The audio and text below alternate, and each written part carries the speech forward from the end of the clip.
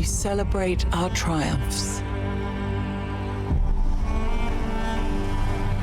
and bury our regrets. You know, it is interesting to see a game develop and evolve that has been around for 34 years and you have been playing since more or less the first release. Not gonna lie, Civilization has been different back in the days and changed little by little with every release and every studio or publisher change. Some changes were great, unlike the introduction of culture and borders, for example, back in the days. Other changes were, well, I don't know if they were bugs. At least Civilization was handing us some funny memes, and as some might say, it was a perfectly balanced game. No, I love Civilization, and I was looking forward to the release of Civilization 7, a brand new game looking very interesting at Gamescom. I was wondering what changes would they add this time, and of course, will it be somewhat balanced? Will it be interesting to play? You know, that just one more round feeling at 3 AM in the night when you should be working the next day. But playing Civ 7 now for the first time, we seriously need to talk because something doesn't feel right at the moment. Where should we start? That was the big question when preparing this video. There's something about the game that doesn't match, like a nuance that was making me wary, not wanting to play as much as I hoped. Civ 7 does indeed change the game as its core once again, and this time not a little bit. Civ 7 decided to throw a lot of the basic game mechanics overboard, or at least take inspiration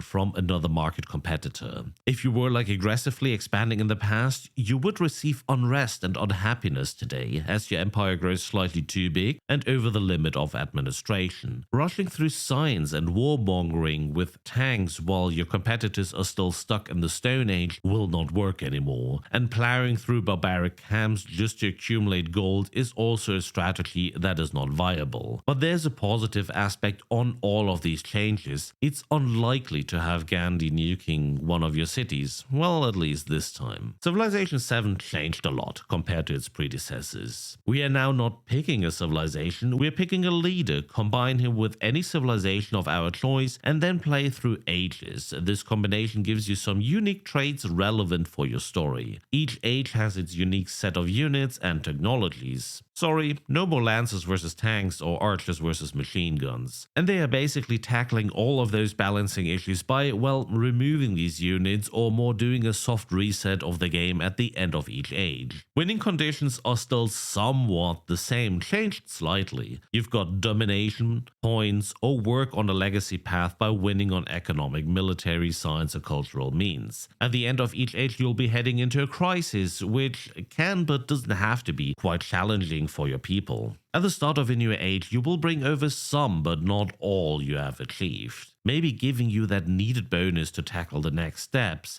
maybe destroying the enemy this time. It's an interesting concept, clearly influenced by a certain other game. But what else changed? The army system, distributions of goods and great works, and they even added a little bit of story into the gameplay, a story where you choose the outcome and be able to get one or other bonus. Wonderful addition is Gwendolyn Christie narrating the story aspect. Perfection is achieved, not when there is nothing more to add.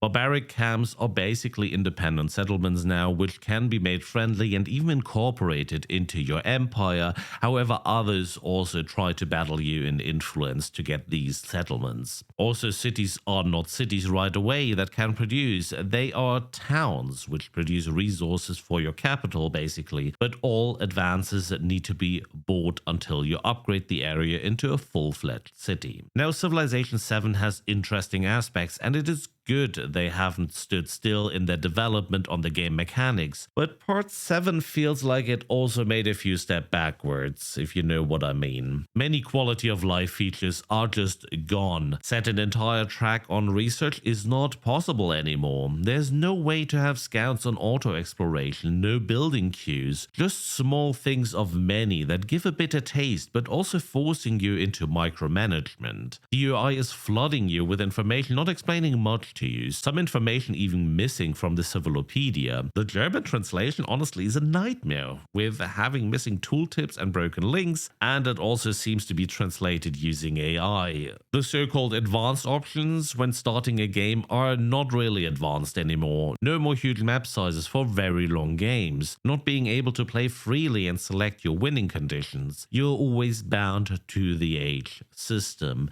And in the end, I don't even know if I'm currently winning the game or not. I hope the quality of life features and advanced game options we were using until Civ 6 don't have to wait until the next DLC release, if you ask me. As a player, I expect them to come with a patch in the next couple of months, and honestly not later. But what also bothers me is so many things being locked away. You need to play the game and hit specific milestones to unlock other civilizations on the next age. You cannot freely choose right from the start, at least this is how it seems. Also, mementos or kind of traits are bound to challenges and account level. It feels like a battle pass mechanic in an overly expensive game, and it makes me feel slightly upset. The price range of this game is 70 to 130 euros, depending on your edition, and I would expect just to jump into the game, choose what to play, and go. But no, if I have not played enough, I'm basically not allowed to. Obviously, this is part of the age mechanic. You're following a natural progression of your initial civilization, and there are ways to bend the rules somehow. And even though I somewhat like the age system, I feel weird being locked into it.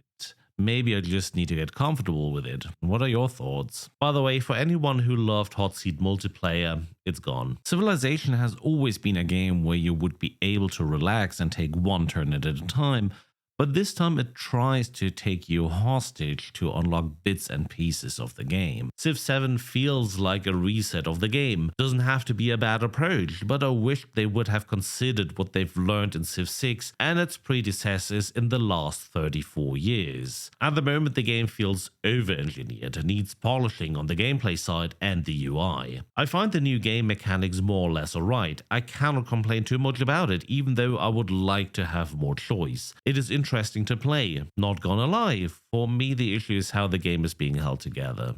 And with at least 70 euros for the game, I would have expected this to be fleshed out more. My recommendation for you as a gamer would be, and I hate to say it honestly, maybe wait for the first sale, but on the positive note, it runs stable, so if you're a big fan of Civilization, it will most likely work for you. I have not experienced one single bug, except, tooltips missing and links not working in the German translation, but maybe something we will need to ignore, at least the gameplay is not entirely broken. Well, I think that is all I have to say for this one today. What do you think about Civ 7?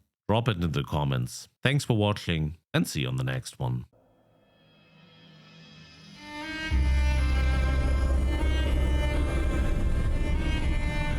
We must learn from our past.